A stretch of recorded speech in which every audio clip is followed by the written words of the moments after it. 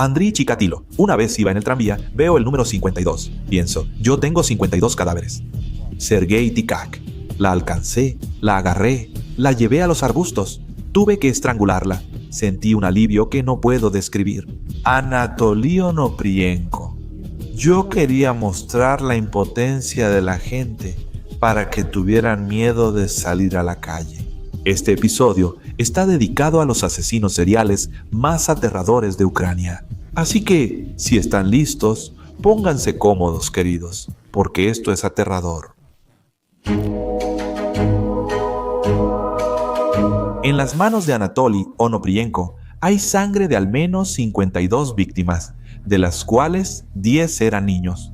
Sin embargo, él confesó que sus planes eran más grandiosos. La bestia planeaba matar a otras 360 personas. Por suerte, su arresto lo detuvo. Anatoly Onoprienko nació el 25 de julio de 1959 en el pueblo de Lasky, en la región de Chitomir. El niño fue el segundo hijo de la familia. Su hermano Valentín era 13 años mayor. ¿Por qué la familia decidió tener otro hijo? En principio, no está claro. Difícilmente se podía llamar felices a estas personas. Entre las razones estaban la agresión, la pobreza y el alcohol. El padre de Onoprienko era un exmilitar. Sin embargo, las condecoraciones que recibió en su momento por el servicio no ayudaron al hombre a organizar bien su vida futura. Intentó ganar dinero extra como fogonero, conductor y también trató de encontrarse a sí mismo en el comercio.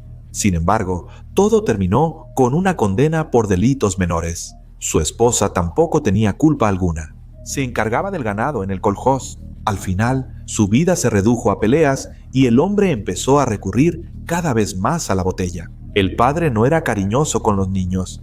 Siempre les gritaba y los golpeaba. Aquí les presento un solo ejemplo para que comprendan la situación. Una vez, el padre borracho perseguía a su hijo mayor, gritando, «Te voy a matar». Y cuando él se escondió en el cobertizo, el hombre fue quitando las tablas una por una para alcanzarlo. Así eran las diversiones en la familia Onoprienko. En 1960, cuando Anatoly Onoprienko cumplió 1 año, su padre abandonó a la familia por otra mujer. Y cuando el niño cumplió 3 años, su madre murió de insuficiencia cardíaca.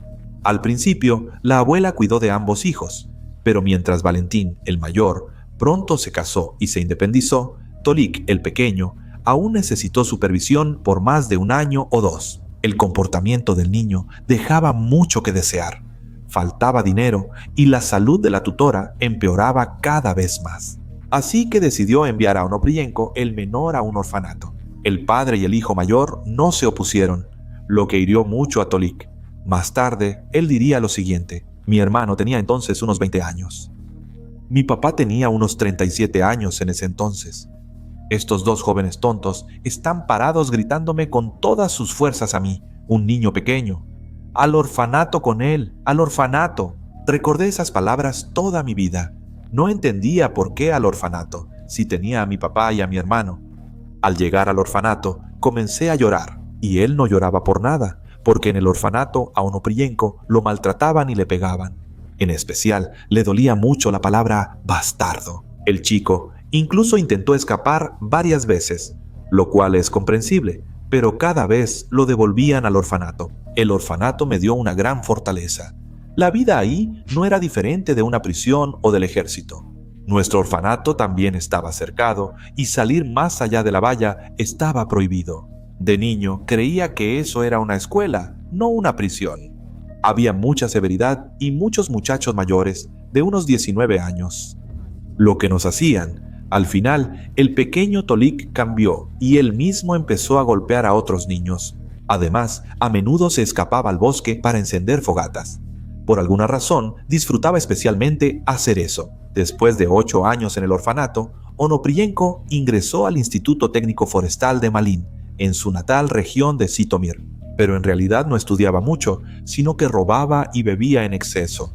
Finalmente, después de 2 años, abandonó los estudios y se fue al ejército, y después de eso ingresó a la Escuela Náutica de Odessa. Esta educación le permitió obtener un buen empleo. Este momento pudo ser un punto de inflexión en la vida de Onoprienko.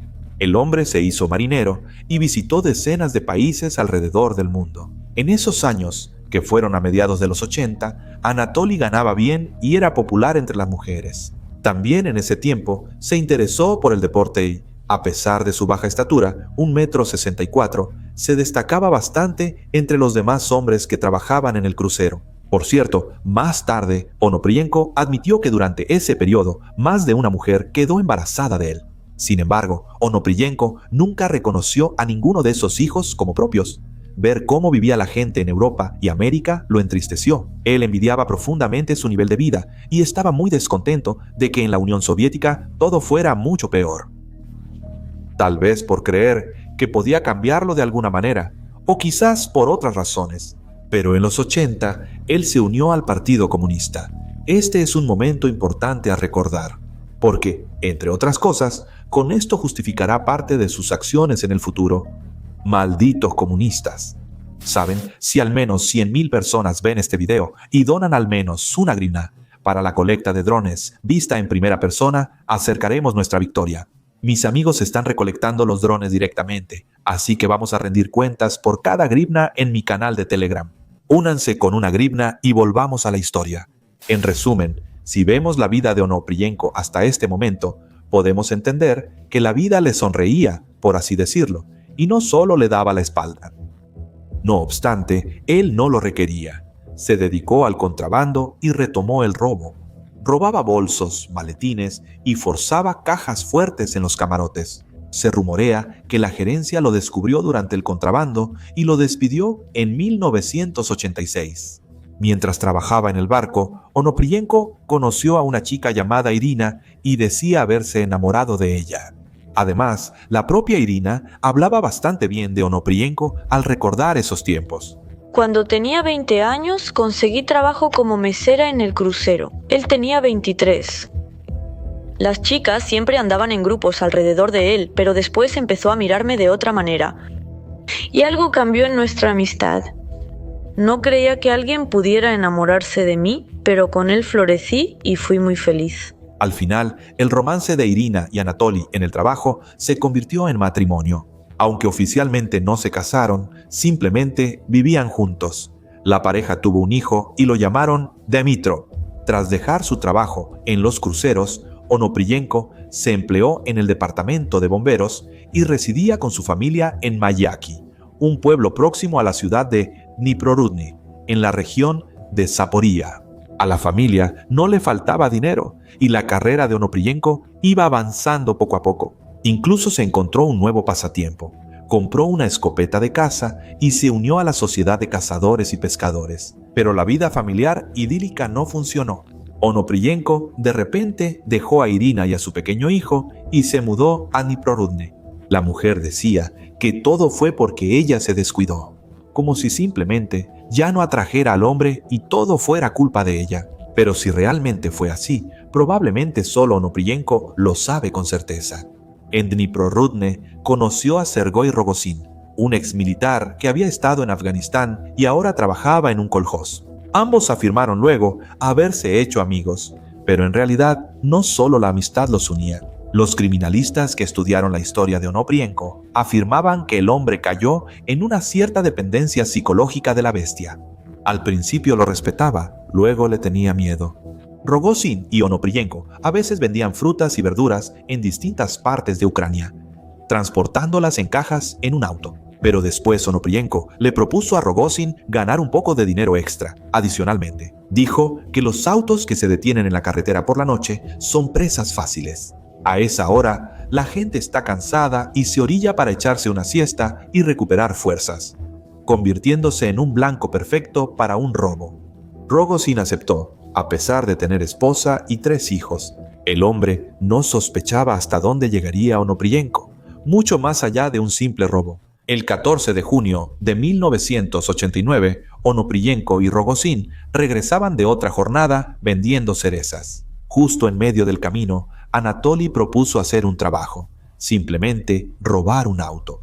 Rogozin supuestamente dudó, pero bajo la presión de Onoprienko finalmente aceptó. En la carretera del distrito de Sinelnikivsky, región de Dnipropetrovsk, Onoprienko vio un Ziguli con remolque. Eso era justo lo que necesitaban los atacantes. Onoprienko explicó muy rápido lo que iba a pasar después. Dijo que tomaría la escopeta, asustaría a las personas que estuvieran dentro del auto y se llevaría todo lo valioso para él. Rogozin en ese momento debía avanzar lentamente y esperar la señal. En cuanto escuche esa señal, debe regresar por Onoprienko. Prácticamente así lo hicieron, pero no del todo. Onoprienko agarró la escopeta y caminó hacia el Chigulí, donde había un hombre y una mujer. Posteriormente, se reveló que eran una pareja de molineros que dormían cuando Onoprienko disparó al hombre a través del parabrisas. La esposa se despertó de inmediato.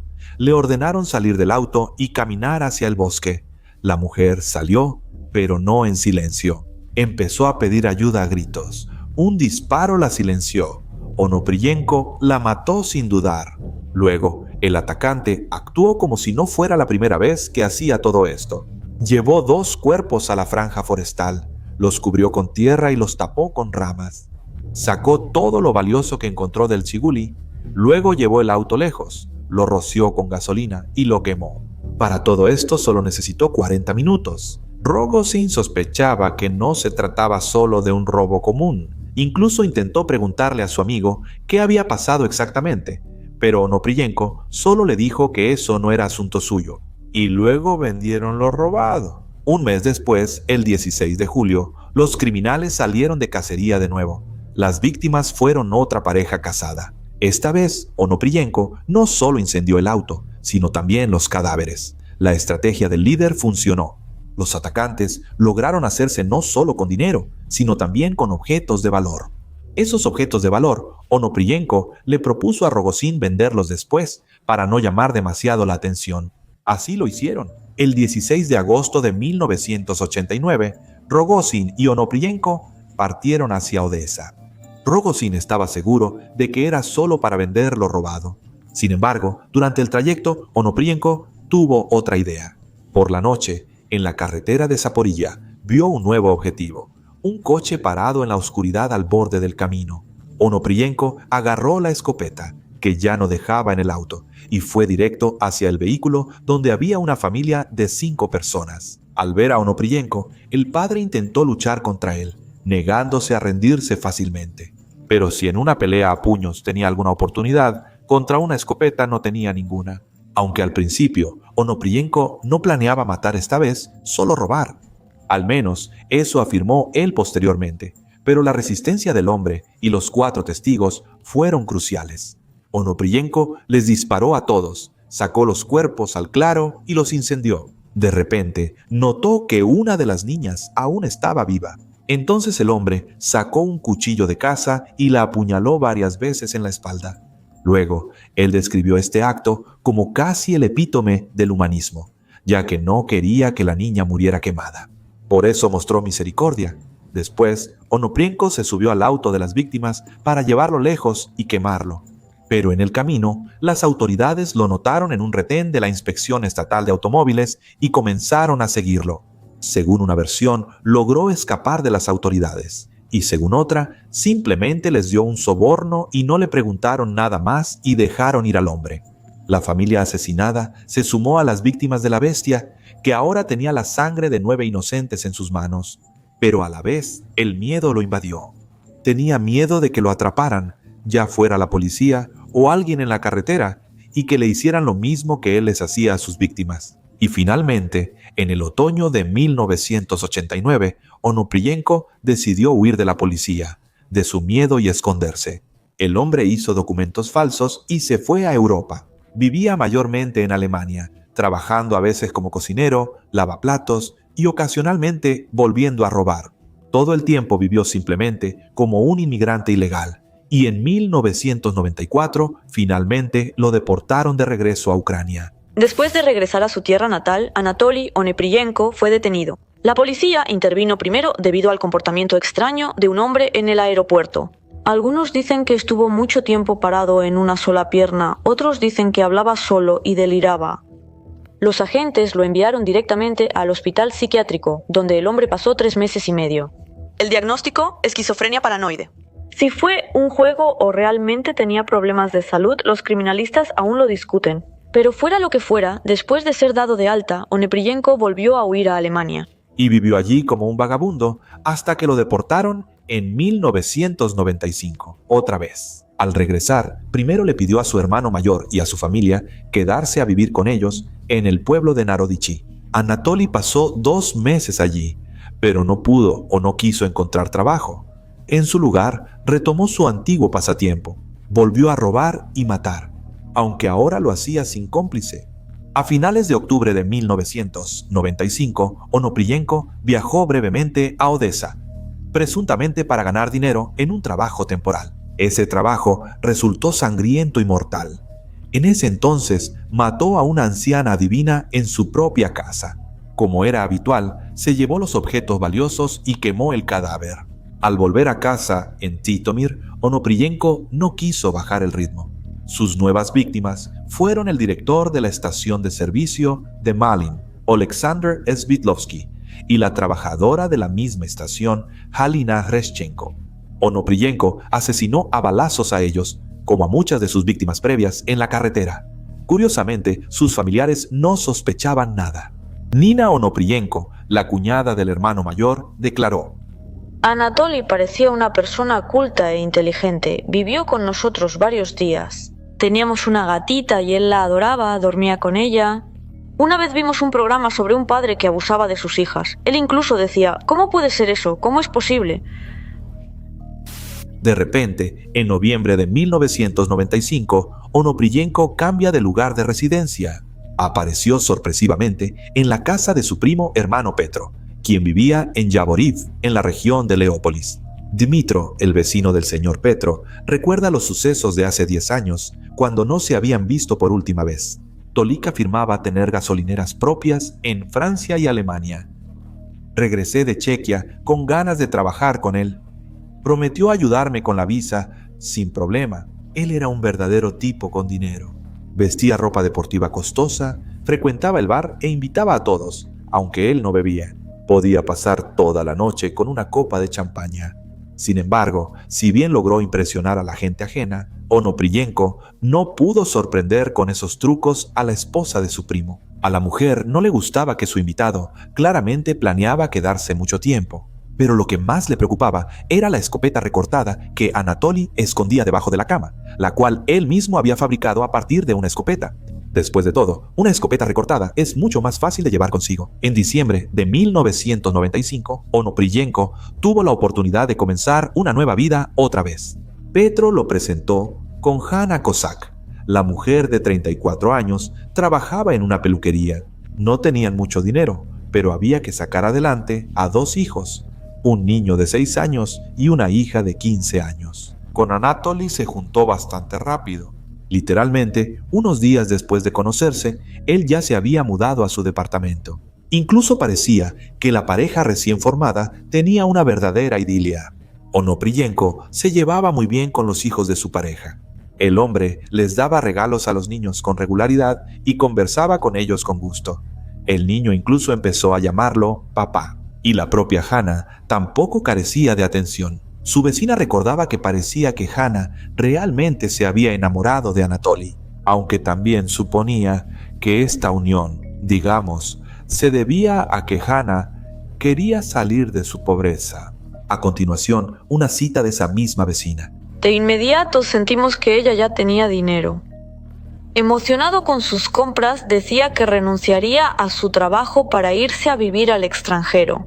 Le pregunté a qué se dedicaba Tolik y si había estado casado, pero ella no sabía nada. Estaba feliz porque le regalaba flores y le hacía masajes en la bañera. Comenzaron rumores sobre la posible boda de Anka y que se iban a Grecia con Tolik. Pero en realidad nadie planeaba ir a Grecia y todo el dinero que Hanna recibía de Onopriyenko estaba manchado de sangre, de sus víctimas. El 24 de diciembre de 1995, Onopriyenko viajó por poco tiempo al pueblo de Gamarnia, en el distrito de Malin, región de Chitomir. Ahí tomó el arma a la que ya estaba acostumbrado, entró al patio de la familia Saichenko y disparó por la ventana. La primera víctima fue Vadim Saichenko, de 27 años. Luego, Onopriyenko abrió la puerta y entró. Yulia Saichenko, de 25 años, aún seguía viva. Ella suplicaba que no la matara, porque tenía hijos pequeños, pero a la bestia no le importó. No le disparó. Fue a la cocina, tomó un cuchillo y apuñaló a la mujer. Luego miró al niño, al pequeño Borja, y en unos segundos el niño ya no estaba.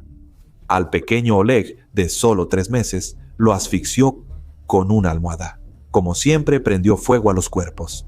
Esto es lo que el mismo Onoprienko recuerda sobre este caso. Vine a Malin para dibujar una cruz. Menciona un mapa de Ucrania que consistiría en los lugares de los asesinatos y expresa incertidumbre sobre las razones para matar a los niños.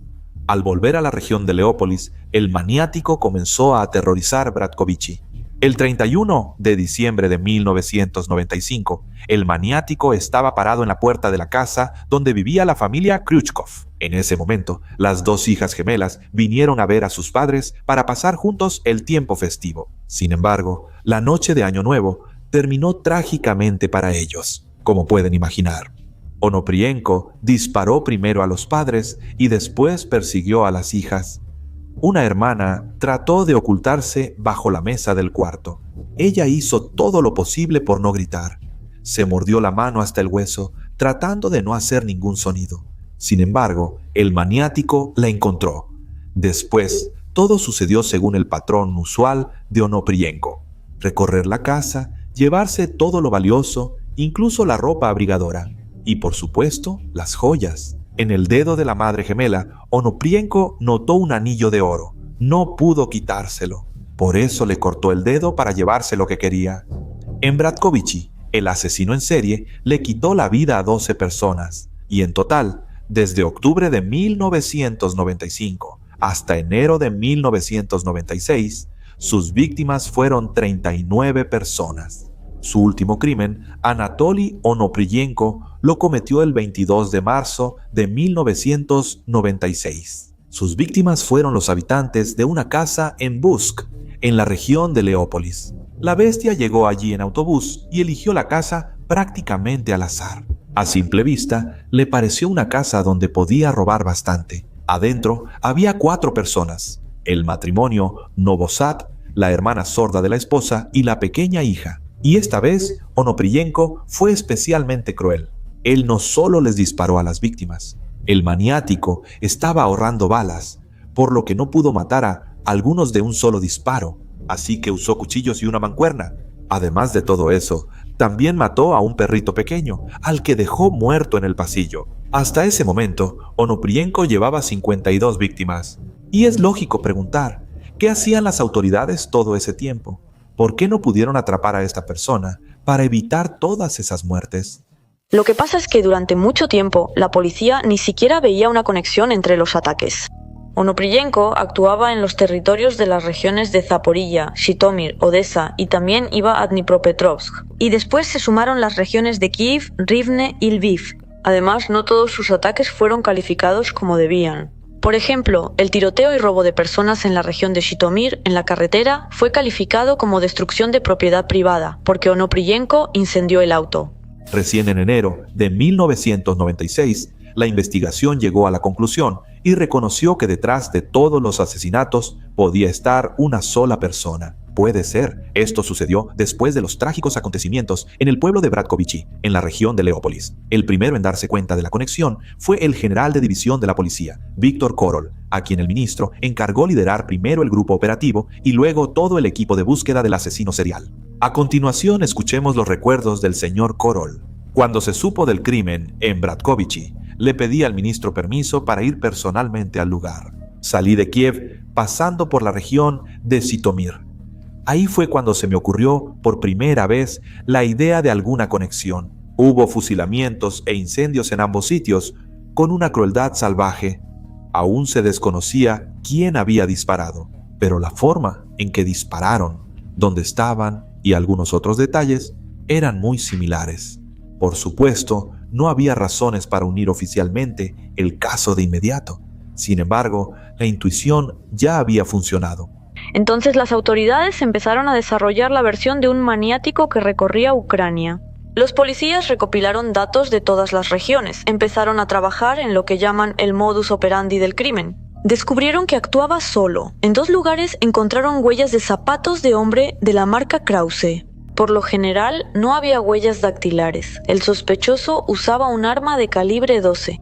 También hallaron 2 testigos, uno en la región de Zaporilla y otro en Leópolis. Es cierto que no dieron muchos detalles, pero incluso con esos pocos detalles se pudo hacer una descripción visual. La pista policial de esa época sonaba de la siguiente manera. De edad joven, estatura aproximadamente de 160 a 165 centímetros, complexión normal, usa calzado talla 41 de la marca Krause. Puede tener una apariencia decente, ya que usa zapatos caros y no despierta sospechas entre los que lo rodean. También los investigadores supusieron que el maniático tiene una enfermedad mental y además aproximadamente cada 10 días se vuelve más agresivo y vuelve a salir de cacería. Parece que las autoridades hacían todo lo posible, pero en realidad cometían un error tras otro. Personas de distintos equipos trabajaban en el caso y el centro de mando centralizado se creó hasta marzo de 1996, cuando intervino el ministro del Interior. Bueno, no fue por nada que después de este caso destituyeron y despidieron de las fuerzas del orden a 60 personas. La falta de experiencia, el miedo a asumir responsabilidades y la negligencia en el servicio llevaron a que Onoprienko fuera detenido por casualidad. Lo arrestaron en Yavoriv, en el departamento de su pareja, Hanna Kozak. Según una versión, fue Hanna quien delató a alguien cuando empezó a sospechar. Pero hay otras versiones. Por ejemplo, su primo Petro fue quien lo delató. En cualquier caso, los policías llegaron al departamento. El propio Onoprienko les abrió la puerta en ropa interior y lo arrestaron. Por cierto, en el mismo departamento encontraron muchas cosas que estaban siendo buscadas, en particular una grabadora. Durante la investigación previa al juicio y en el propio juicio, Onoprienko contaba tranquilamente lo que había hecho. Ruslan Sushko, que en ese entonces aún era oficial de la policía y que habló personalmente con Onoprienko, decía: Él hablaba mucho sobre sí mismo. Al conversar con él es evidente que es un monstruo. Todo es obvio y se nota de inmediato. Absolutamente no. Si no lo conociéramos, parecería una persona común y corriente. En su comunicación y expresiones es alguien promedio en todo sentido.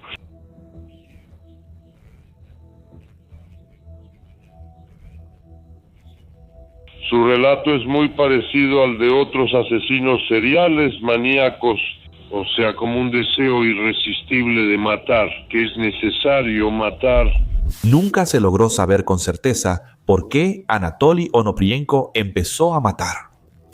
No entiendo por qué me eligieron a mí. ¿Por qué asesinaron a 52 personas? No es que haya matado a alguien una vez, no me agradó, pero lo hice. Tenía algo en contra de alguien, o estaba enojado y simplemente maté. Eso no es nada, 52 personas fueron asesinadas. Yo ni siquiera conocía a esas personas. Soy una persona común, sin superpoderes ni manías. No tengo nada de eso. Yo dije durante la investigación que sí. Durante la investigación, mientras estaba en curso, confesé que asesinaba personas para robarles. No, yo no mataba con el propósito de robar. ¿Cómo pudieron sacar un asesinato de la nada? Fueron asesinatos muy astutos. 9 asesinatos se cometieron en la Unión, otros 9 asesinatos. Y me fui al extranjero. Viví en el exterior con 9 asesinatos. Los mormones me bautizaron en el extranjero, una fe estadounidense. La Agencia Central de Inteligencia me interrogó, la Policía Internacional. Y después de 9 asesinatos, otros 40 asesinatos.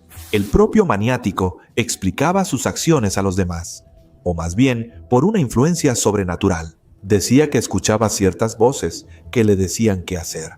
Según se afirma, fuerzas superiores le ordenaron cometer 3 series de asesinatos. La primera, 9 personas debido a la decadencia del comunismo. Malditos comunistas. La segunda, 40 personas contra el neonacionalismo. Y la tercera serie de víctimas debía proteger a la humanidad de la plaga del siglo XXI. Pero a Onoprienko se lo impidió el hecho de que lo atraparon. Según él, tenía que matar a otras 360 personas. Tras examinar a Onoprienko, los médicos concluyeron que padecía de esquizofrenia.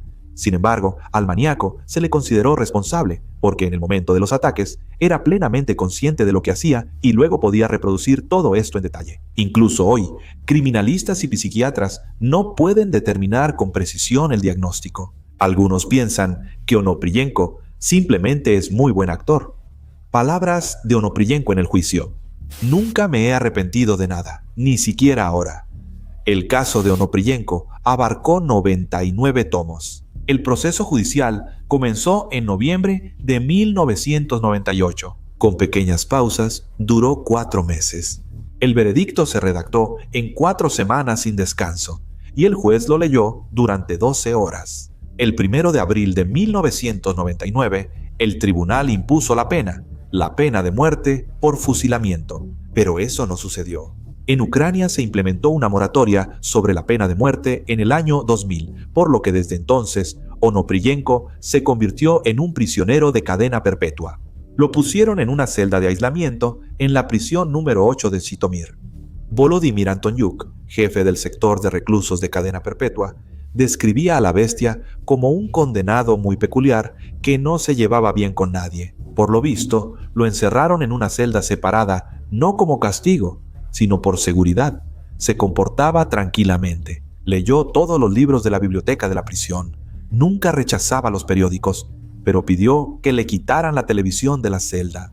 Según los empleados de la prisión, hubo momentos bastante extraños, supuestamente debido a la mala vista de Epstein. Habla consigo mismo. A veces le pasa eso. Por lo demás no se comporta muy bien y tranquilo. No hay quejas sobre él. Anatoly se negó a trabajar en la prisión. Solo comía la comida de la cárcel y nunca recibía visitas ni llamadas. Y de hecho, él se sentía bien en ese aislamiento. Pero cuando en 2013 vinieron los periodistas a verlo, realmente se alegró y les contaba con gusto todo lo que querían escuchar. Volvía a hablar sobre esa influencia del más allá. Cuando eso me pasa, lo hago. Hay un estado anormal, un estado que no es mío ni humano. Cuando eso pasa, vuelvo a ser persona, a ser humano. Tal vez hubo alguna influencia sobre mí, pero hasta ahora no lo sé. Ellos tienen unas influencias muy astutas. Hay muchas fuerzas diferentes en la Tierra, tal vez no solo en el espacio, que pueden influir en una persona. Sé que yo mismo nunca habría hecho eso. Tal vez quieran hacerme algún otro experimento. Tal vez me duermen de alguna manera, tal vez me drogan para que diga algo que no sea humano. Y averiguar eso. Es posible que me den una descarga eléctrica. En el año 2016, Onoprienko podría haber tenido el derecho de pedirle al presidente un indulto, pero él aseguraba que no lo haría, ya que decía que había reconocido su culpa y no quería salir en libertad. Voy a pedir el indulto. Soy un asesino, quieras o no, soy un asesino. Sé que eso está mal. Con tantos asesinatos cometidos no piden el indulto para mí. Probablemente lo mejor sería el fusilamiento. La pena de muerte sería mejor. Estoy enfermo en prisión y no quiero morir. Para mí es importante saber, después de tanto tiempo aquí, por qué pasó esto, cómo sucedió. Quizás algún día se sepa, no para salir en libertad, sino para vivirla y saberlo. Pero admito que esto puede ser de alguna manera, bueno, tal vez ese sea mi destino. Que repito lo mismo, el destino se repite. No quiero que esto se repita en el próximo destino o que ocurra otro asesinato. Por supuesto me arrepiento. Eso es más que 100% me arrepiento. Porque es imposible hacer algo así. Es imposible hacer algo así. Anatoly Onoprienko murió en prisión el 27 de agosto de 2013 por insuficiencia cardíaca.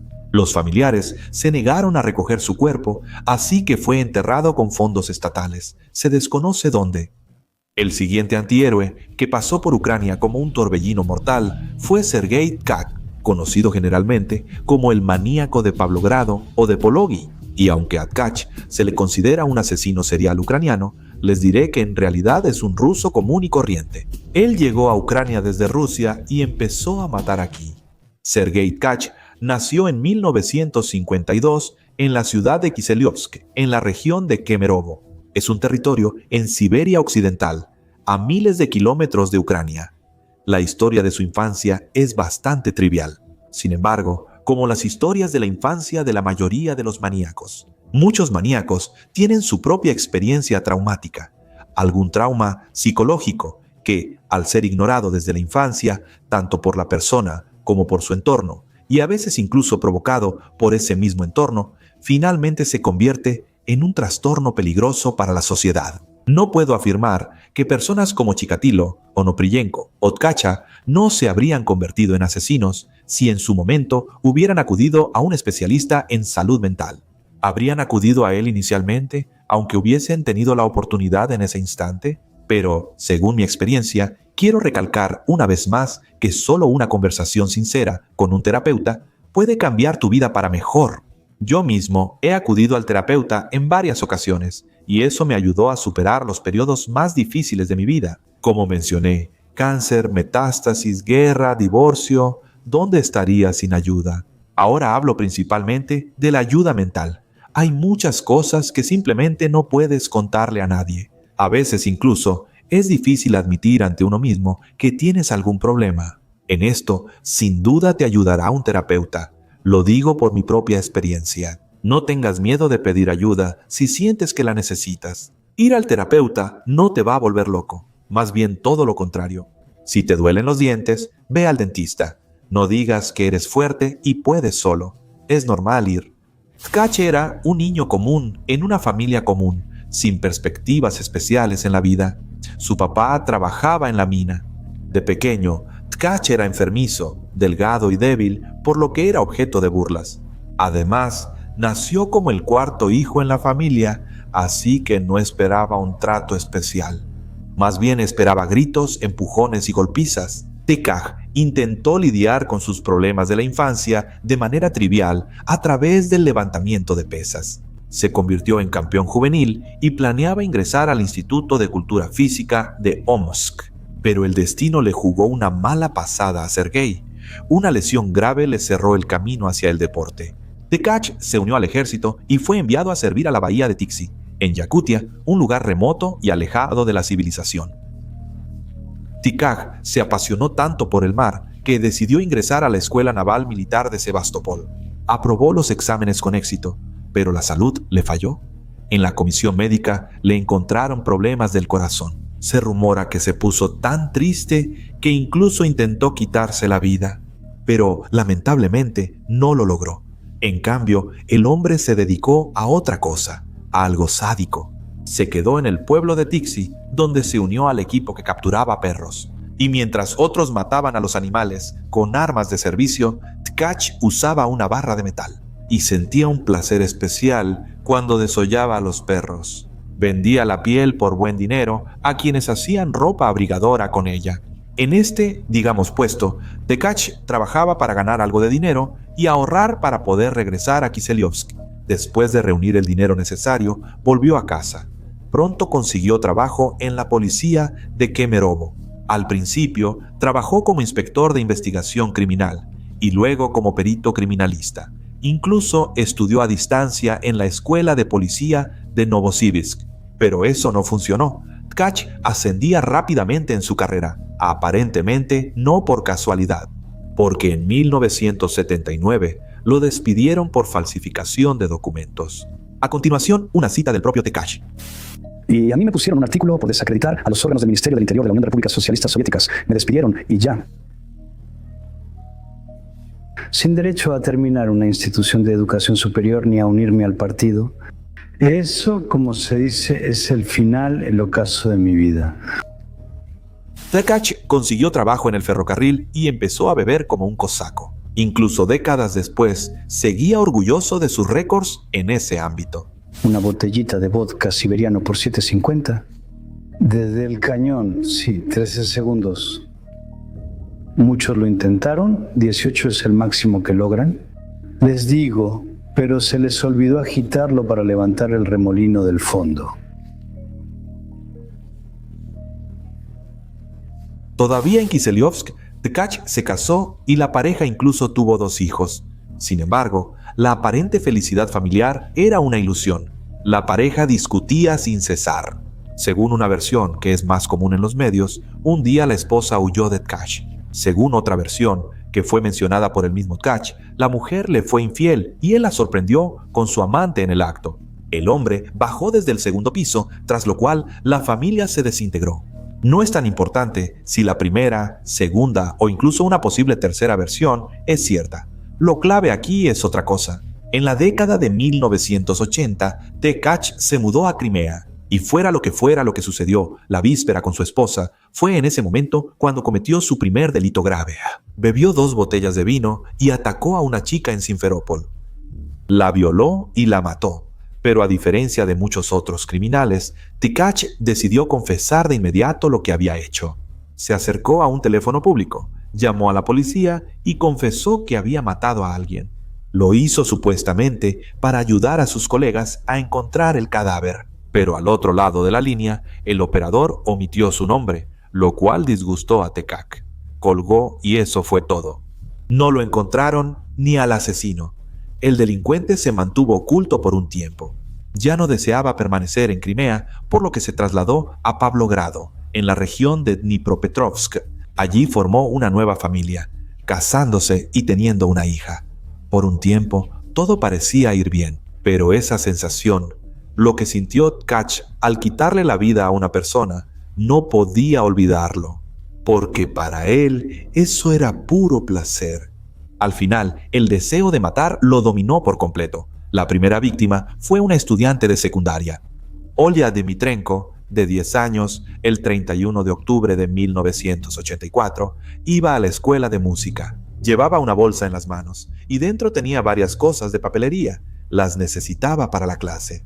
Tkach llamó a la niña y durante la conversación le pidió que se alejara con él, lejos de miradas indiscretas. Luego llevó a Olia a una fábrica abandonada. Allí la estranguló y la violó. Esta vez, Tkach también se llevó un recuerdo, el cuaderno de música de la niña, y también su reloj de pulsera. Esto se convirtió en la marca del maniático, ya que después siempre tomaba algún recuerdo de sus víctimas. Tkach luego se enfocó en Olia Shuvalova, una niña de 8 años. Una niña de segundo grado fue vista por testigos acercándose a la entrada del edificio cuando regresaba a casa de la escuela. Sin embargo, Olia nunca apareció en la puerta del departamento donde vivía. Tkach la interceptó justo cerca de la puerta de entrada, la atrajo con algo y luego la llevó al sótano, donde, como de costumbre, la estranguló y abusó sexualmente de ella. Las víctimas de Tkach seguían siendo principalmente niñas pequeñas y adolescentes. ¿Por qué? Bueno, a esa pregunta respondió el propio Tkach. ¿Por qué le interesaban precisamente los niños? ¿Es porque es más fácil controlarlos físicamente que a las mujeres?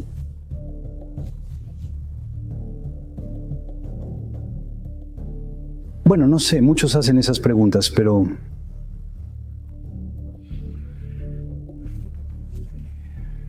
lo que se presentó, eso fue lo que hice y ya. Es una especie de juego sádico de mi parte, un juego con Satanás.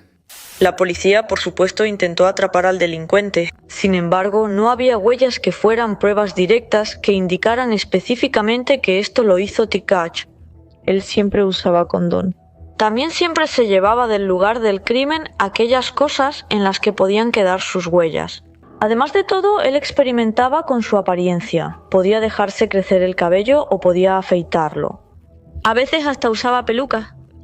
También experimentaba con la barba y el bigote. Más tarde, Tkach se jactaba diciendo que, bueno, no en vano soy un experto criminalista. En su momento, yo tenía el 4º nivel de acceso a materiales absolutamente secretos, en particular a los casos de asesinatos. Yo los leía, sabía cómo iban a buscar, en qué se iban a fijar, yo lo sabía todo. ¿Qué tan cierto es esto? Es difícil de decir, porque por un lado, realmente no pudieron detener a Tkach durante décadas. Pero por otro lado, daba la impresión de que ese objetivo ni siquiera existía en principio. En los lugares donde actuaba Tkach, detenían a inocentes solo para cerrar rápidamente el caso del asesinato.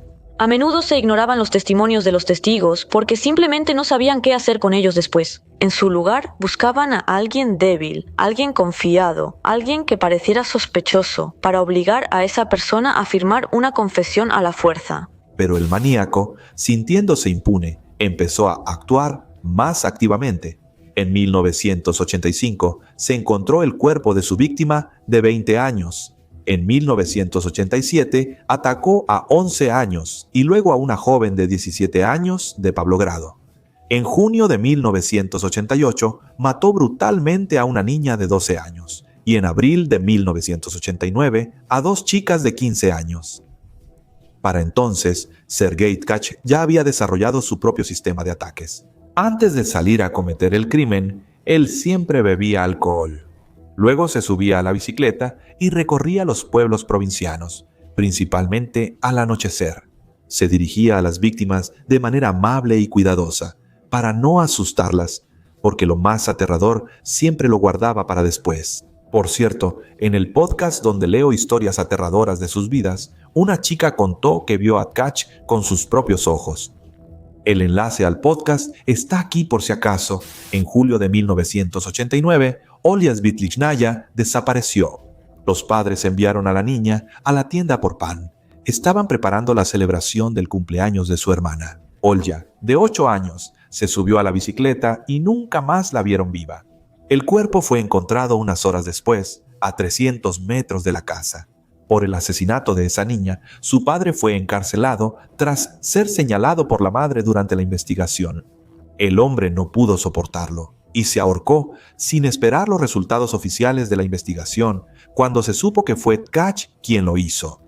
En general, tanto el asesino serial como los agentes de la ley de esa época tenían su propio estilo. Mientras el asesino serial le quitaba la vida a jóvenes y niños, los agentes de la ley encarcelaban uno tras otro a inocentes.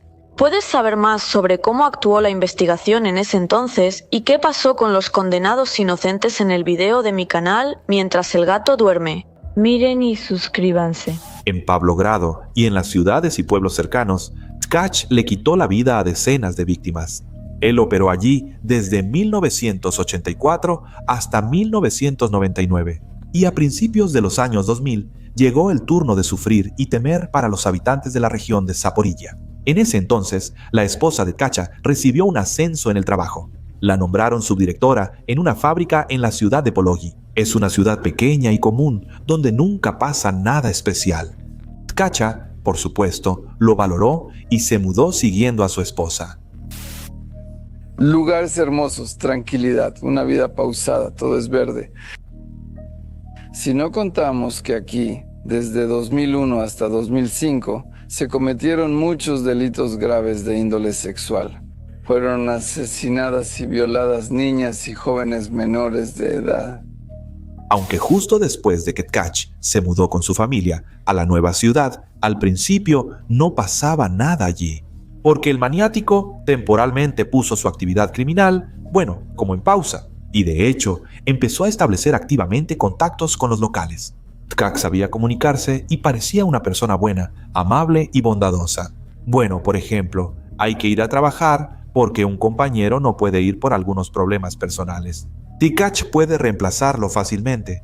No está mal reírse de un chiste poco gracioso de un amigo. Si pasa algún problema, llama a Tkach y él te ayudará. Todos lo sabían en la nueva ciudad. Así que, cuando empezaron a desaparecer niñas en el pueblo, nadie podía sospechar de Tkach, porque él era de los suyos. Tío Seriocha, así llamaba Yana Popovich, la niña de 9 años, al maniático. Tkach era un visitante frecuente en esa familia. Cuando venía de visita traía una botella para la mesa y regalos para la niña. El 23 de septiembre de 2002, Yana desapareció. La niña volvió a casa por la ruta usual, atravesando la fábrica de ladrillos. Sin embargo, esa vez nunca llegó a su casa. El cuerpo de Yana Popovich fue encontrado al día siguiente entre los juncos. Tkach fingió estar muy angustiado e intentó consolar a la familia. Sin embargo, en ese momento, llevaron a la comisaría al joven de 14 años, Yasha Popovich. Yana era su prima segunda. Yasha fue encarcelado y Tkach siguió matando. Poco después, con una estudiante de 9º grado que regresaba del club de computación, él acabó con ella justo al lado de un edificio residencial y cubrió el cuerpo con una lámina de metal. Y se fue. A otra niña, de 13 años, la estranguló con las correas de su propia mochila, la violó y arrojó el cuerpo en un bosque local. Tkach siempre primero estrangulaba a sus víctimas y luego cometía el abuso sexual. Un año después del asesinato de Yana, el horror en Pologi persistía. Pensaba que así era más seguro para él. Es entendible por qué los padres temían por sus hijos, incluso en los jardines de niños. Así lo recuerda una maestra de ese tiempo. La gente tenía miedo, nos decían que cerráramos la puerta y que no saliéramos de los salones. En ese momento incluso nos dieron la indicación de no salir al exterior y solo abrirles la puerta a las personas que conociéramos. En el verano de 2005, Tkach atacó a Olga Topalova, de 18 años, quien estaba trabajando en el huerto. Actuó según su antiguo método, pero cometió un error. Tkach creía haber dejado solo el cadáver de la chica en la escena tras verificar su pulso. Sin embargo, ella sobrevivió. La encontraron unos lugareños y la llevaron al hospital, donde pronto llegaron también las autoridades. Recuerdo que estaba atando la azada a la bicicleta y recuerdo que de repente me faltó el aire. Recobré el sentido como 3 horas después. Toda mi ropa estaba rota, la ropa interior estaba a la vista, el suéter estaba levantado. Según la víctima, se hizo un retrato hablado, pero carecía de detalles. Era un hombre maduro, de estatura media y con bigote. Eso es todo. Mientras la policía interrogaba a todos los hombres con bigote del lugar, Tkach seguía matando.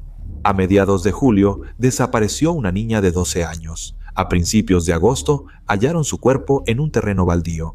Y un día después sacaron del agua el cadáver de una estudiante de 9 años, Katerina Jarudilla, quien se convirtió en la última víctima de este monstruo. El día de la tragedia, la niña estaba nadando con sus amigas en el estanque cerca de su casa y tomando el sol en la orilla. Tkach notó a las niñas y se metió a nadar con ellas. Cuando la niña, Katerinka, desapareció, las otras niñas recordaron que habían visto a un señor mayor cerca de ella.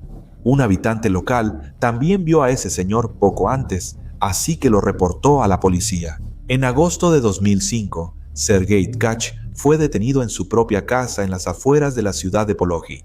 Recibió a los agentes con unas palabras que probablemente se volvieron unas de las más populares en el true crime ucraniano, por así decirlo. Los estuve esperando durante 25 años. En ese momento también realizaron un cateo en la vivienda y encontraron decenas de objetos que luego se convirtieron en pruebas del caso. Eran cuadernos infantiles, joyas, labiales y bolsos. Sobre el ataque a Katerinka, Tkach dijo: «Vi, por supuesto, que había gente alrededor del estanque, y no sé qué me impulsó a matar a la niña. No lo sé. La arrastré bajo un arbusto y la ahogué. Soy una bestia. No existen así en la naturaleza». Durante la investigación, Tkach confesó activamente sus crímenes. Declaró que le quitó la vida a más de 100 víctimas, describiendo en detalle dónde, cómo y cuándo sucedió. Lo único que no podía recordar era cómo se veían. Desde la conciencia todo se borra de inmediato, sin pesadillas.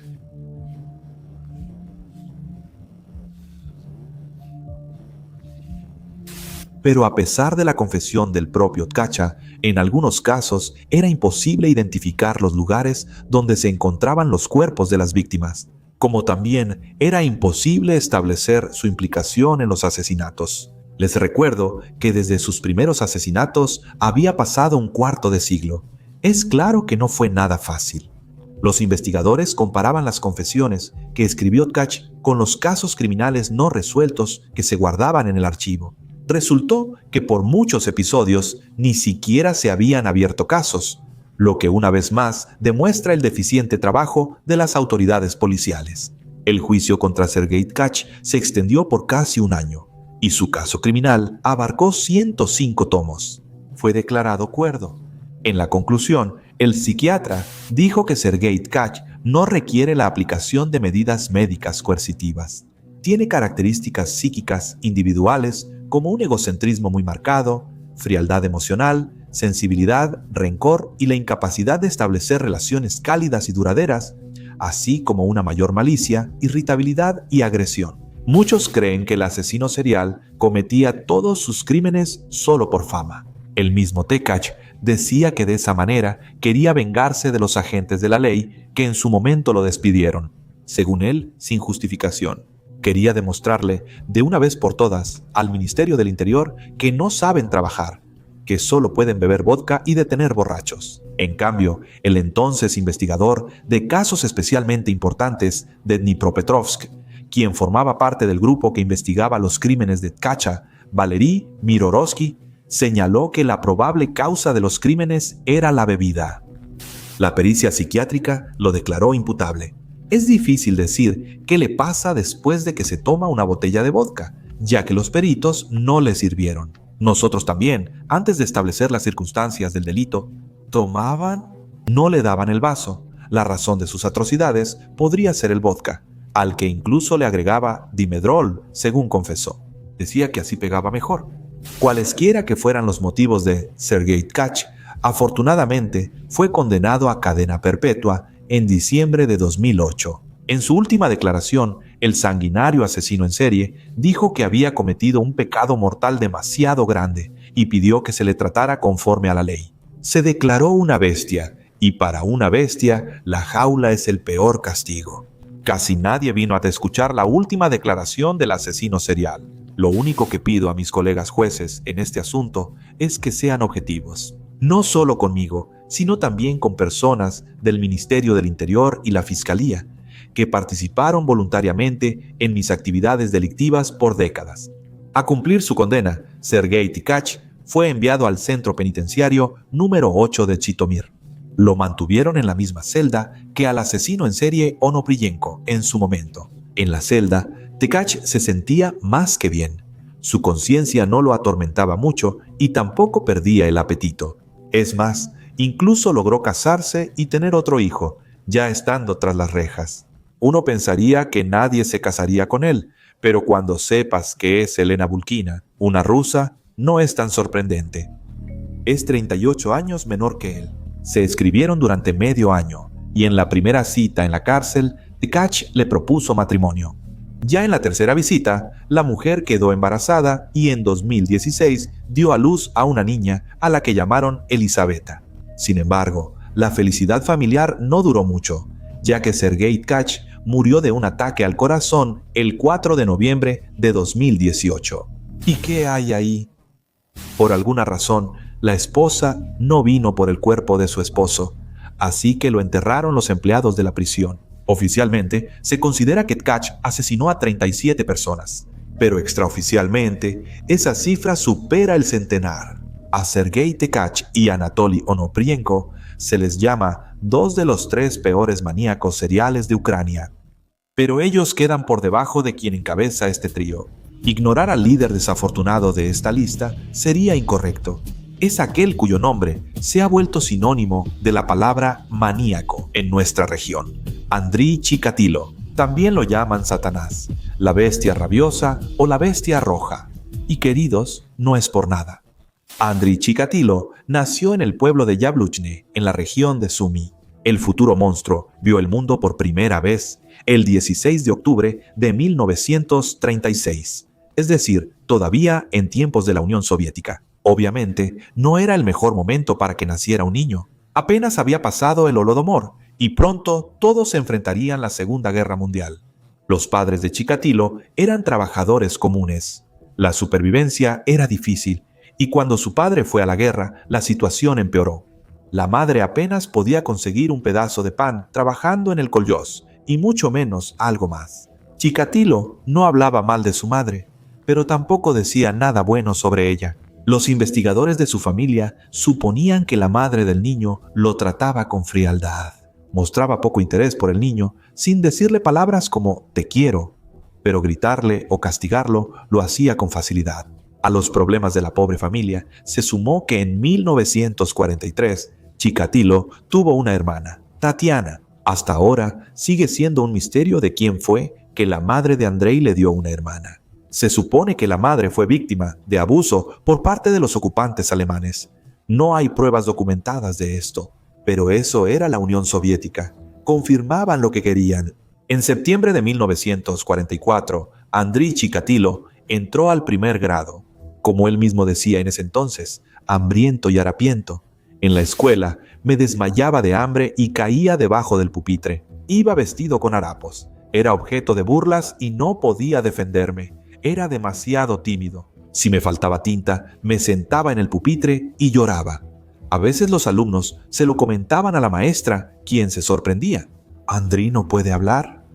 Me daba miedo pedir permiso para ir al baño. Eso fue especialmente traumático para el niño, ya que hasta los 12 años tenía incontinencia urinaria. Por eso, su propia madre lo golpeaba con frecuencia. Obviamente, eso no lo hizo más seguro de sí mismo en la escuela. Me decían que desde niño ya tenía todo programado. Ese era mi destino, y ya.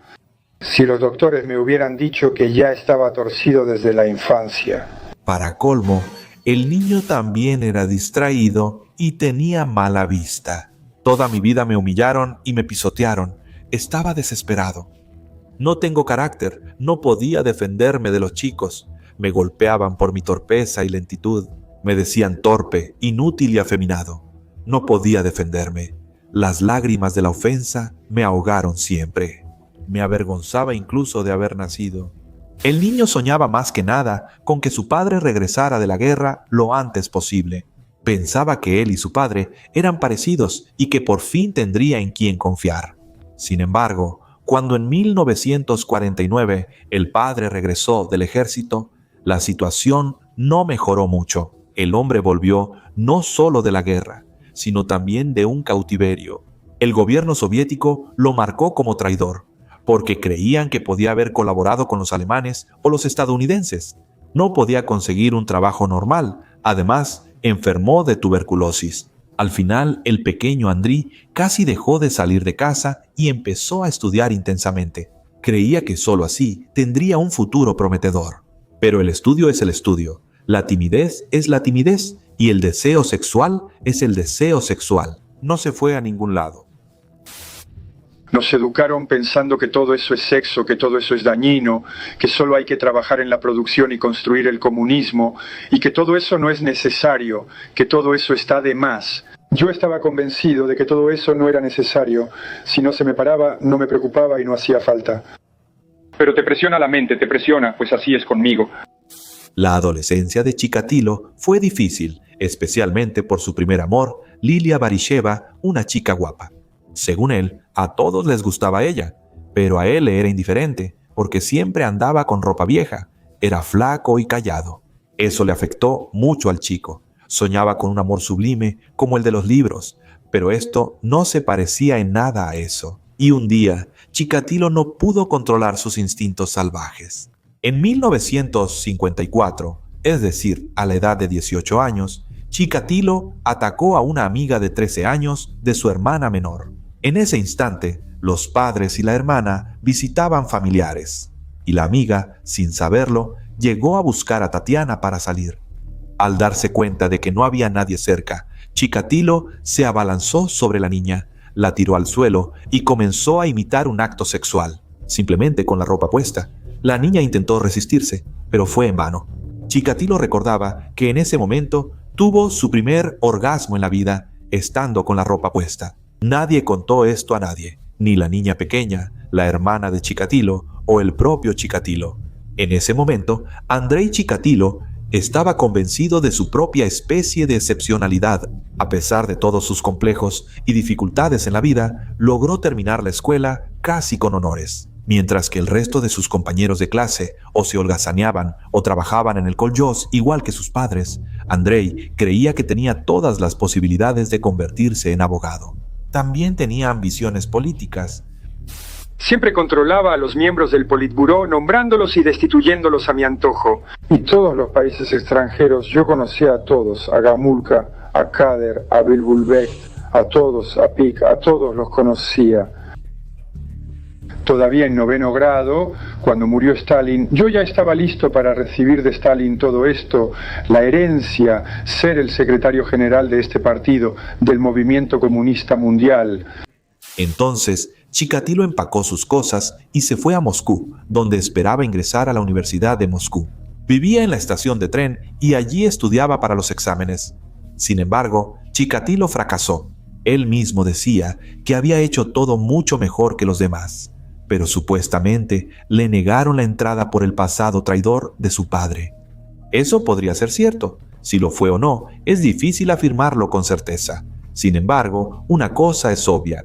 En su carrera, que no estaba respaldada por nada más que sueños, Chikatilo podía ponerle fin. Después de reprobar los exámenes, se fue al Instituto Técnico de Comunicaciones de Oktirka y, tras graduarse, se fue a trabajar a los Urales del Norte, en el Nodo Técnico de Comunicaciones de Línea. En los Urales, tuvo una experiencia sexual fallida. Una mujer 7 años mayor que Chikatilo se le acercó y todo empezó a desarrollarse. pero cuando llegó el momento del sexo, Chikatilo no pudo. Al menos, ni la primera, ni la segunda, ni la tercera vez. Me avergoncé frente a todo el pueblo. Es sexo, chistes, todos se reúnen, cuentan, yo me acosté con ella, yo me acosté con ella. ¿Y tú? Yo digo, ¿y yo qué? No me acosté con nadie, aunque soy una persona. Eso le pegó fuerte a su autoestima y hasta pensó que tenía algo malo. Lo que, como sabemos, sí era verdad. Después de trabajar en los Urales, en la vida de Chikatilo hubo también estudios en la modalidad a distancia en el Instituto Electromecánico de Ingenieros del Transporte Ferroviario de Moscú y el Servicio Militar. Finalmente, en 1960, se mudó a Rodionovo-Nezhitaisk, cerca de Rostov del Don. Allí consiguió trabajo como ingeniero en una central telefónica. Y 2 años después, su hermana le presentó a una chica llamada Faina, con quien se casó en 1964. Evidentemente, la mujer notó que la vida sexual, digamos, no era muy activa. No se te para, lo empujas ahí con los puños, pero debería pararse solo. Pero Faina lo comprendió. Como dicen, no la golpea, no bebe, trabaja, así que está bien. Ella no se burlaba, lloraba conmigo en la almohada. Ambos llorábamos. Por la noche se daba la vuelta y me daba la espalda. Y pues todos los hombres, creo yo, se ríen, dicen que eres una mujer, y yo todavía no sé a dónde... A pesar de que la pareja rara vez tenía relaciones sexuales, lograron tener 2 hijos. Ya al año de casados, tuvieron una hija, Lyudmila, y 4 años después un hijo, Yuri. Él, al crecer, también acabó en la cárcel, pero por robos, no por asesinatos. Durante ese tiempo, Chikatilo decidió reinventarse en un nuevo campo, enfocándose en la enseñanza y la educación. Para ello, obtuvo una educación filológica con especialidad en lengua y literatura rusa. Y también se graduó del Instituto Pedagógico en el curso de Marxismo, Leninismo y Literatura.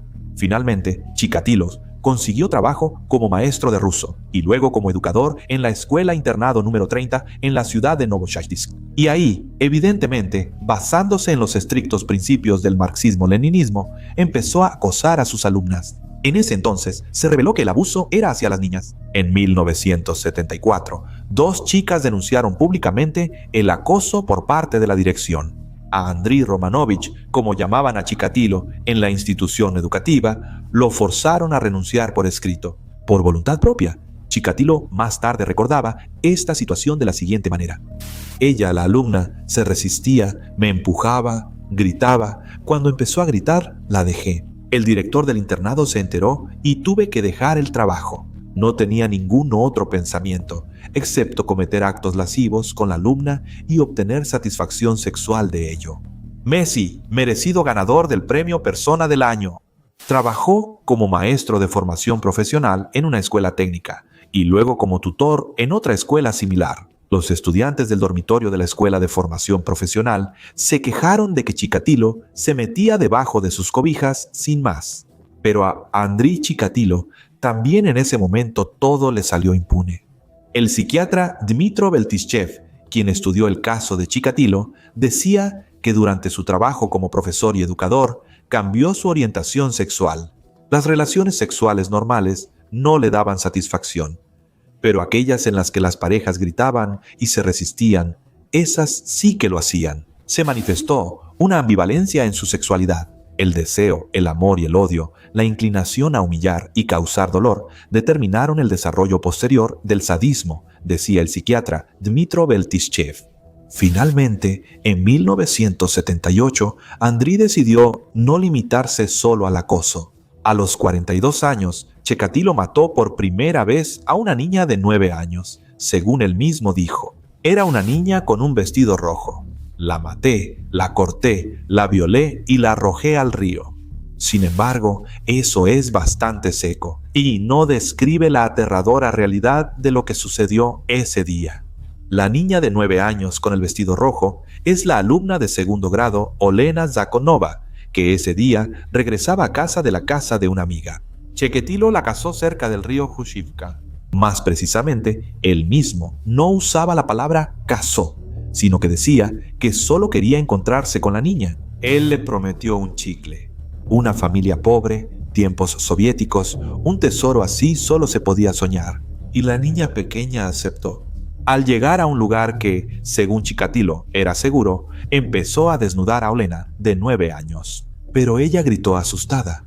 Chikatilo también se asustó, temiendo que alguien pudiera escuchar o ver.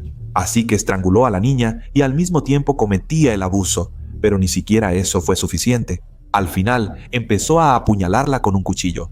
Del sufrimiento de la víctima, Andrei Chikatilo sintió un orgasmo. El cuerpo de la niña de 2º grado lo vistió y simplemente lo arrojó al río. Después se fue a casa. Después de todas las manipulaciones con el cuerpo, él la trajo aquí, exactamente a este lugar. Y aquí arrojó el cuerpo, justo entre estos juncos. El portafolio y la ropa. 2 días después, el cadáver de Elena Zakotnova fue encontrado a 150 metros de aquí, en esa dirección, cerca del puente. Lo que pasó dejó en shock a Chikatilo. No podía explicarse qué fue eso, qué sintió, por qué lo hizo. También temía que las autoridades vinieran por él y se lo llevaran, así que durante los siguientes 3 años no hizo nada más. Durante ese tiempo, otro hombre fue condenado y ejecutado por el asesinato de la niña. Aún inocente, Chikatilo volvió a salir de cacería en 1981. El 3 de septiembre, Larisa Tkachenko, de 17 años, caminaba buscando nuevos clientes. La llamaban prostituta menor de edad y lamentablemente, ese día entre sus clientes estaba también Andrei Chikatilo. El hombre llevó a la chica a una zona boscosa, lejos de miradas indiscretas, e intentó aprovechar sus servicios, pero no lo logró. No tuvo erección, no podía excitarse si no escuchaba gritos, sufrimiento y no causaba dolor. Esto hizo reír a la chica y empezó a burlarse de Chikatilo. ¿Qué pasó después? Cita del expediente criminal. Larisa intentó quitarse de encima al hombre. Su cabello estaba cubierto de tierra y ramas. La ropa fue desgarrada en pedazos en un arranque de agresión. Chikatilo comenzó a golpear a la chica y le metió tierra en la boca para silenciarla. Después de que Larisa perdió el conocimiento, Chikatilo le mordió el pezón, la apuñaló y la estranguló. Al día siguiente, hallaron el cuerpo de Larisa en un bosque a la orilla izquierda del río Don. Chikatilo se llevó su ropa. Más tarde, diría que esparció la ropa en diferentes lugares simplemente porque eso le daba placer. No obstante, la policía no pudo encontrarlo otra vez. Probablemente, al darse cuenta de su impunidad y entendiendo de qué obtenía placer sexual, Chikatilo empezó a matar con especial desenfreno. El 27 de junio de 1982, en una zona boscosa de Donske, encontraron el cuerpo de Lyuba Bryuk, de 13 años.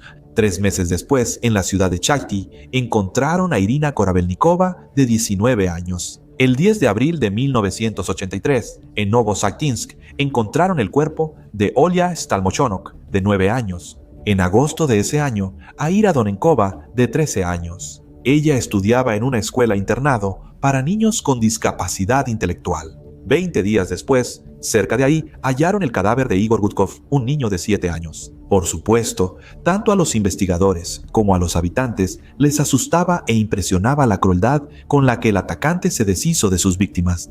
Los cuerpos presentaban múltiples puñaladas. El maniático solía apuñalar varias veces en el mismo lugar y giraba el cuchillo dentro. Las víctimas eran encontradas con los ojos vendados o arrancados. Presentaban signos de asfixia y a muchos les faltaban orejas, lenguas, pechos o genitales. El asesino serial los cortaba o los mordía. Al principio, Andrei Chikatilo operaba principalmente en la región de Rostov, donde también vivía, pero pronto su área de acción, por así decirlo, se amplió. Se sumaron Tashkent, San Petersburgo, Moscú y lamentablemente incluso Zaporilla. El hecho de que el asesino ampliara el alcance de sus ataques está relacionado con varios factores. En primer lugar, cambió de lugar de residencia y de trabajo. Se mudó a Novocherkassk y consiguió trabajo en una fábrica local como especialista en suministros. En segundo lugar, viajaba mucho por trabajo y junto con Chikatilo, a los lugares donde iba de viaje de negocios, llegaba la muerte. Sin embargo, lo más importante es que no se mudó a la nueva ciudad por casualidad. En el otoño de 1984, la policía detuvo a Andriy Chikatilo, una vez porque en el mercado central intentó conocer a una chica, pero se comportó de manera bastante agresiva, la perseguía e intentaba agarrarla de las manos. Chikatilo decidió usar los servicios de una prostituta en la terminal de autobuses. Tal vez su autobús se retrasó o algo así, no lo sé. Al policía no le gustó eso y se lo llevaron a la estación, donde le tomaron una muestra de sangre para análisis. Luego, los resultados de ácido desoxirribonucleico se compararon con los hallados en los cuerpos de algunas víctimas. Sin embargo, no hallaron coincidencias. La razón es otra historia que contaré luego. Lo principal aquí es que liberaron a Chikatilo. El único castigo para él fue que ya no formaba parte del Partido Comunista. Durante un viaje de trabajo a Tashkent, Chikatilo mató a una niña de 12 años y a una mujer. A continuación, una cita del propio Chikatilo.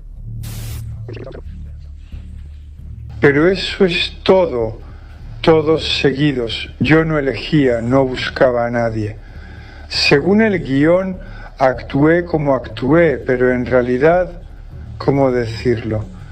Ya me torturaron tanto que ya no sé a quién ni cómo responder. Así era, vagabundos. Yo era el comandante del grupo en la estación. Dormía allí, en el suelo, sobre periódicos que llevaba conmigo, no en el suelo desnudo. En los periódicos, la verdad, los ponía y dormía sobre los periódicos. Bueno, y conocíamos a gente cerca y nos íbamos a la zona boscosa, nos íbamos y ya, compañeros de viaje, por así decirlo, por desgracia. Y luego pues empezaba ella a burlarse, decía, ¿qué te pasa? Viniste caminando 3 kilómetros, no tienes coche, no trajiste nada y tu cochecito no funciona, y ya se empieza a reír. Todo eso, claro, me sacaba de quicio. Pienso, ¿para qué me invitaron a la vida? Me arrastraron como persona, me avergonzaron. Bueno, y luego, claro, empezaba a desahogar mi mente. Destrozaba todo sin mirar. El juez escribió que todo esto era con el propósito de obtener satisfacción sexual. Aunque durante su viaje a Zaporilla fue especialmente a las afueras de la ciudad en busca de una víctima. Lamentablemente, en una ciudad ucraniana, el maníaco se encontró con Vania Vilovsky, un niño de 12 años. El niño estaba sentado cerca de la franja forestal y fumaba. Chikatilo se le acercó y empezó a hablarle. Le dijo, ¿sabes que fumar es perjudicial para la salud? Vania se levantó y se fue. No queriendo seguir la conversación, Chikatilo entonces agarró una piedra del camino, siguió al niño y lo golpeó 3 veces en la cabeza. Cuando el niño perdió el conocimiento, el maniático le llenó la boca de tierra para que no gritara si despertaba. Luego le arrancó la ropa e intentó violarlo. Sin embargo, no lo logró. Entonces Chikatilo, acostado sobre Iván, sacó un cuchillo y empezó a apuñalarle el cuello. Y fue entonces cuando tuvo un orgasmo.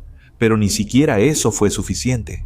Luego le cortó los órganos genitales al niño y se los guardó en su bolsa. Arrastró el cuerpo más adentro y luego, como si nada hubiera pasado, se fue de compras para traerle algo rico a su familia. Curiosamente, para ese momento las autoridades soviéticas ya habían relacionado varios casos y entendieron que había un maníaco serial actuando. En particular, se trataba de los asesinatos en la región de Rostov.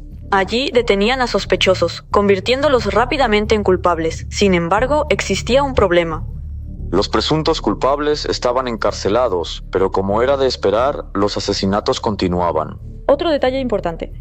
No podían unir otros casos a la investigación de Rostov, o mejor dicho, podían, pero no querían hacerlo realmente. Las fuerzas del orden de esa época trabajaban de manera aislada en diferentes regiones, y ni hablar de las distintas repúblicas de la Unión. Por eso, cuando ocurrían asesinatos sospechosos en alguna ciudad, preferían atribuirlos a la casualidad y no los registraban como una serie, o incluso se deshacían de los cuerpos, porque si no hay cuerpo no hay caso. Y si hay un caso, alguien tiene que asumir la responsabilidad por ello. Por esa responsabilidad, sin resultados, podría haber un castigo desde arriba, así que era más fácil ignorarlo. De hecho, eso es lo que hacían. Esto benefició al asesino en serie. Tras su primer arresto y expulsión del partido, Chikatilo asesinó a otras 21 personas. En 1985, Cuando la investigación no tenía resultados visibles, decidieron cambiar al equipo. Los recién llegados comenzaron a comprobar si hubo ataques parecidos en otras partes aparte de Rostov. Iniciaron el análisis de los crímenes sin resolver en otras áreas. Comenzaron a investigar a los condenados por violación, a las personas con enfermedades mentales, propensas a delitos sexuales y los materiales nacionales sobre desaparecidos. Reunieron más de 50 casos similares, con un modus operandi parecido al de un asesino serial. Dato curioso, en ese entonces, las autoridades no usaban la palabra maníaco, solo decían pervertido. El término maníaco se incorporó al lenguaje tras el caso Chikatilo. Se realizó una revisión a 10.000 personas para encontrar al pervertido, pero no lograron dar con Chikatilo. Sin embargo, en el proceso, los investigadores resolvieron más de 100 otros crímenes y encarcelaron a 56 personas. Ojalá hayan encarcelado a los verdaderos culpables y no como suele suceder con ellos. En ese momento, también descubrieron que las lesiones de las chicas y los chicos que fueron atacados eran diferentes. Al agresor les desgarraba la boca a los chicos, les quemaba con cigarrillos y encontraban muchas heridas en sus cuerpos. Algunos criminalistas y psiquiatras incluso creían que a los chicos y chicas los mataban dos maníacos diferentes. Los psiquiatras soviéticos incluso intentaron crear un retrato del criminal, imaginándose a sí mismos como perfiladores. Pero imaginarse como perfiladores y realmente serlos son cosas muy diferentes. Las especialistas del Instituto de Psiquiatría General y Forense escribieron en su informe que el pervertido, cito, es tonto y que corta las narices de sus víctimas porque eso es una señal de odio hacia el enemigo entre los pueblos orientales. O sea, útil de esa conclusión cero. También la policía intentó atrapar al pervertido, por así decirlo, usando un señuelo. Las agentes de policía se vestían de civil y caminaban por los lugares donde el maníaco ya había cazado o podría cazar. Pero eso tampoco sirvió de nada. Por cierto, en ese entonces, mucha gente ayudaba a la investigación de manera completamente voluntaria. En particular, uno podía inscribirse como trabajador voluntario de la policía. Adivinen de una vez quién estaba entre esos trabajadores voluntarios. Sí, era Andrei Chikatilo. Él ayudaba a la investigación a atraparlo. Siempre estaba cerca de la policía, manteniéndose un paso adelante. Sin embargo, todo maniático, todo criminal tiene su final. En pocas palabras, a cada maniático y criminal, incluyendo a Chikatilo, le espera su final. Su última víctima fue una prostituta de 22 años llamada Svetlana Korostik. El 6 de noviembre de 1990, el asesino en serie la llevó al bosque cerca de la estación de tren de la ciudad de Zverevo, en la región de Rostov, y regresó solo, sin Svetlana, con una bolsa en la mano, con cuchillos y los pechos cortados de la víctima. Un policía detuvo a Chikatilo cerca de la estación y le pidió sus documentos. Después lo liberó, pero cuando hallaron el cuerpo, días después, revisaron los registros de los agentes de guardia en el lugar. Entre los apellidos registrados estaba Chikatilo. El policía también recordó la apariencia del hombre. Dijo que tenía un aspecto inocente. Era de edad avanzada, pero tenía la cara arañada y suciedad bajo las uñas. Entonces los investigadores verificaron si este hombre alguna vez había viajado por trabajo o de vacaciones a Tashkent o Moscú. Justo cuando ocurrían crímenes allí, Andrei Chikatilo había estado en el lugar. Entonces comenzaron a vigilarlo. Se documentó que el hombre acudió al hospital para una radiografía del dedo. Posteriormente, se reveló que una de las víctimas le había fracturado el dedo el día previo. Y finalmente, detuvieron a Chikatilo el 20 de noviembre de 1990, cuando simplemente salió a la tienda por una cerveza. Encerraron al hombre para interrogarlo, pero por mucho tiempo no lograron que hablara. Pero cuando el maniático se percató que enfrentaba la pena capital, comenzó a hablar por su cuenta. Sin embargo, pidió que le trajeran un psiquiatra, porque supuestamente todo lo que hacía no era consciente y necesitaba tratamiento. Le consiguieron psiquiatras, uno común, simplemente el que estaba disponible en ese momento. Pero a Chikatilo le presentaron al mejor, una eminencia de la ciencia, y Chikatilo cayó en eso. A continuación, cito: «Cuando estoy en un lugar desierto con la víctima, me invade una terrible oscuridad. Solo se va cuando mato a la persona, la descuartizo. Luego, a menudo, comienza a llover. En el primer día, Chikatilo confesó más de 10 asesinatos y pronto contó sobre los demás, incluso sobre aquellos que los investigadores desconocían, en particular sobre su primera víctima, una niña de 9 años, por cuyo ataque fue ejecutada otra persona inocente.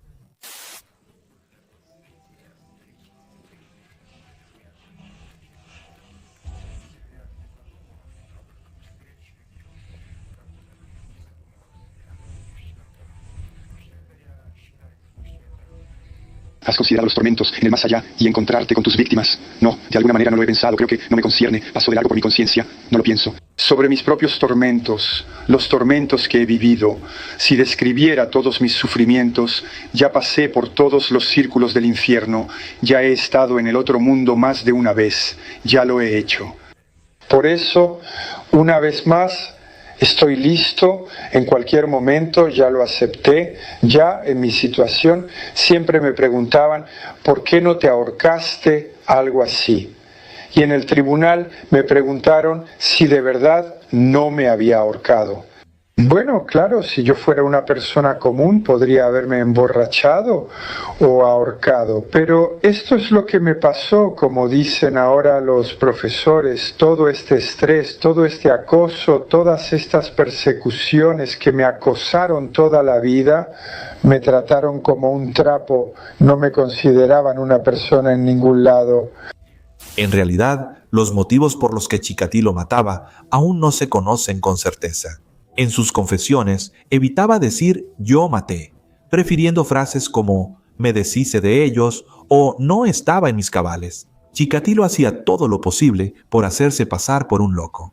Le gritaba a los jueces, se exponía a los genitales, pero al final de cuentas igual lo declararon cuerdo.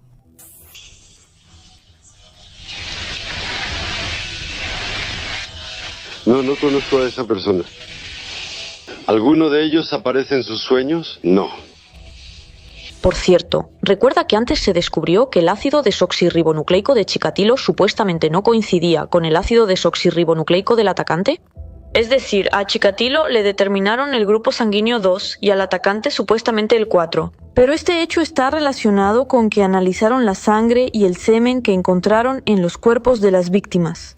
Entonces, el perito que determinó esta discrepancia no estaba diciendo que Chikatilo fuera una persona única. Supuestamente, él tiene un fenómeno llamado emisión paradójica. Esto es cuando la sangre de una persona es de un grupo, pero sus secreciones en realidad son de otro. Sin embargo, esa es solo una versión. Existe otra versión, la cual fue mencionada por una persona que estuvo directamente involucrada en el caso de Chikatilo.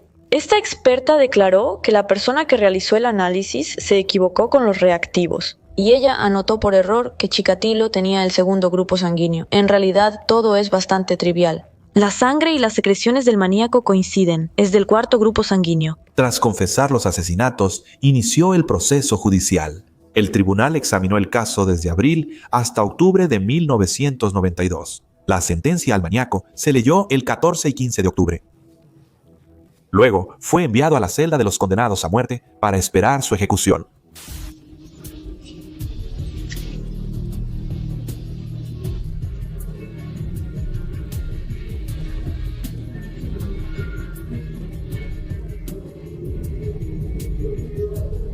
Considerando las atrocidades que cometió, el juez no puede sino imponerle el único castigo que merece: sentenciarlo a la pena de muerte.